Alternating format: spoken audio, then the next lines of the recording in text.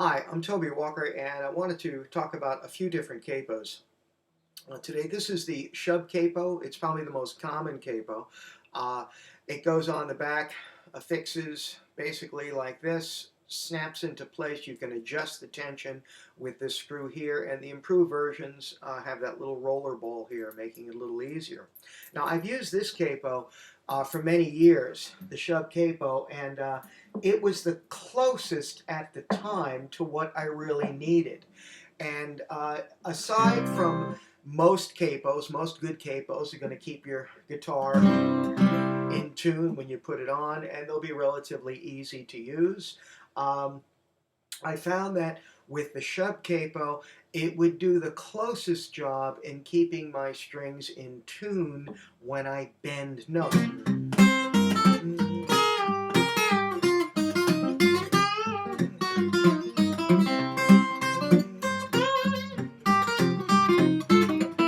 Now, the problem, though, is that I have to really clamp this thing on super, super tight in order to keep the strings from slightly bending up. If that's not on incredibly tight, the strings, when I bend the string, all the strings are going to move, as you'll see in a photo that I took right here.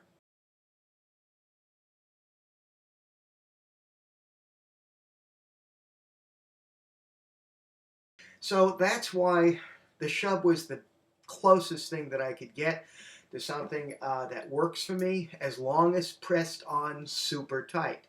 And even there, if you're putting on that tight, it's going to have slight tuning problems. I usually have to retune slightly. Now, the next capo I want to talk about is the Elliott capo. Now, this Elliott McKinley capo, it has a different mechanism. Cinches on like this, just twists here to adjust it. And this was the alternative, and it worked. I mean, I didn't have to really tighten this up in the back. And when I'm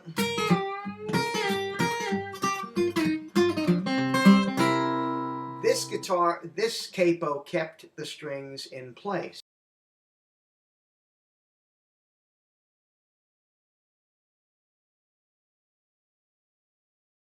Of course, the downside to this capo is its expense. It's quite an expensive capo.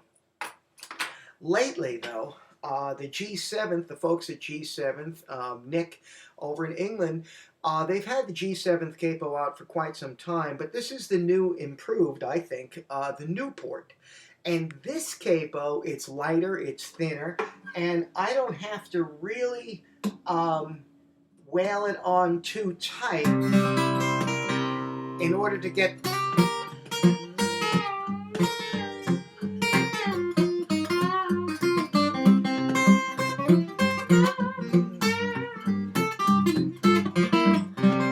for the guitar to actually stay in tune.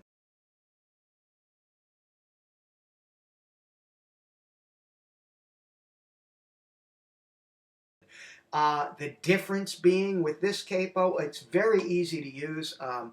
Whoa! And it's, yeah, it slips, a little bugger slips out of your hands. But, you know, the mechanism is nice, almost looks like a mouth going up and down there. The mechanism is real easy to use. It's thin, it has a nice profile, but for me, aside from doing all the things that a good capo is supposed to do, it holds the strings in place with surprisingly much less tension than that shove.